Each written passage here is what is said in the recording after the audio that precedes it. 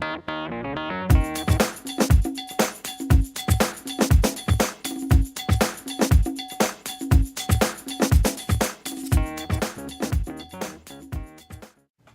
everyone, my name is Yuna. In this video, I'm going to be talking about my five most excited, uh,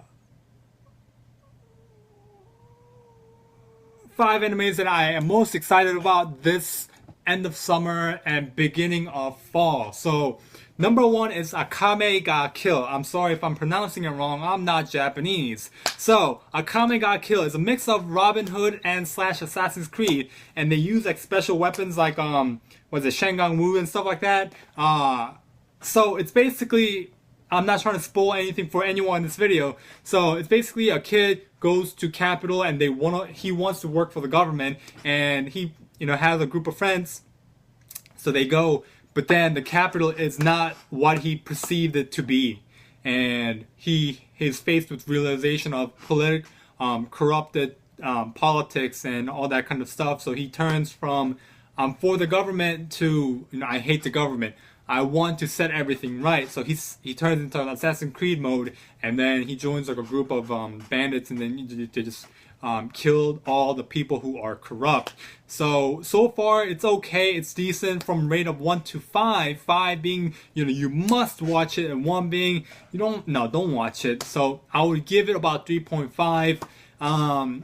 It's not iconic as number 5 will be iconic, something like Naruto, One Piece, and stuff like that. So it's not going to be anything iconic, but if you have some free time, it's definitely worth watching. So number 2, Tokyo ESP. So Tokyo ESP, it's like a superpower, something like X-Men versus people. If you saw X-Men, no, what's that movie? Where like people fight people with mutant powers. I saw it recently, but I forgot.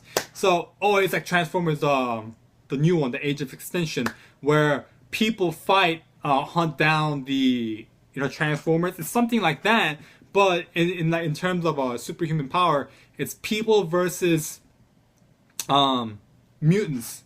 They call them espers in the anime, and there are bad espers, and within the espers there's good espers, and they're fighting each other. At the same time, humans are looking at all the espers as bad people, and right now they're just talking about like how it came to be. So that is kind of a interesting anime. It's like there's like a little twist of a love story, I think.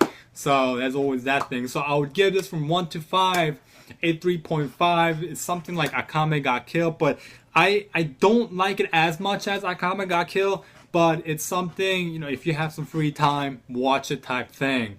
So number 3, Aldnoah Zero.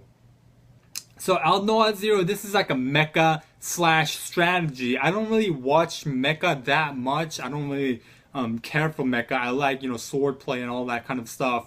But what got me interested is like a little guy versus big guy story.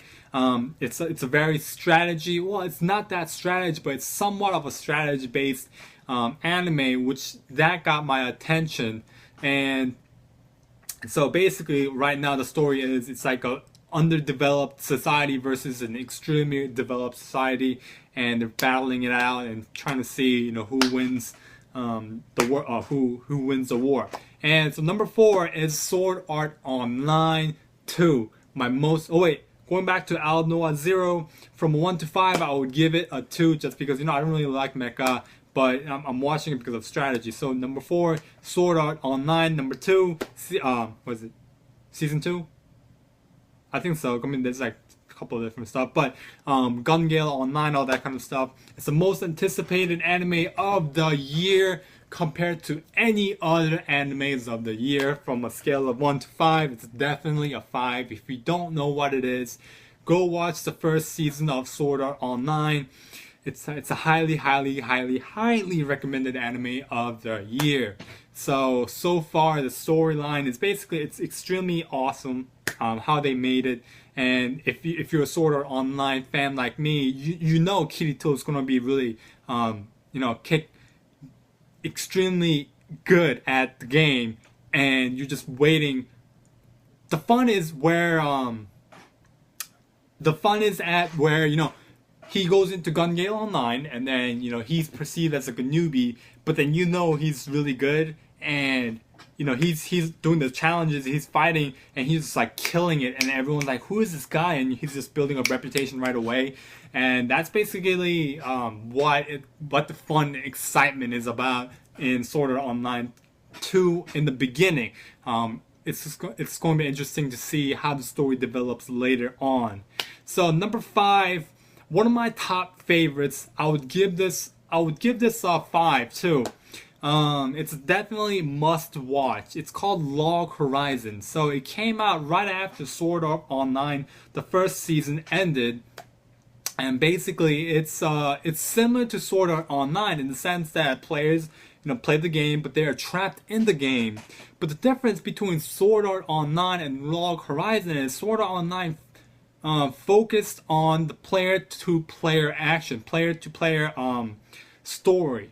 But Log Horizon focuses on the player to the people, the NPCs, the people of the land, and how they interact, and how these new people come into their world, and how it changes their world, and how they have to interact, and kind of stuff. That is what Log Horizon is, and it's very original, and it's very different from Sword Art Online in that sense. So I'm giving this as a 5 because it's to me it's the next most anticipated anime of the year, right next to Sword Art Online. It's not iconic. It's not as iconic as Sword Art Online, but I believe if Log Horizon came out first, then Sword Art Online, Log Horizon would be one of the top animes. It would overshadow Sword Art Online. But Sword Art Online, I believe they put very, very a lot of time into developing those characters compared to Log Horizon. The characters aren't as unique, as defined as Sword Art Online is, but Log Horizon is definitely a cool anime to watch. So thanks for watching, guys.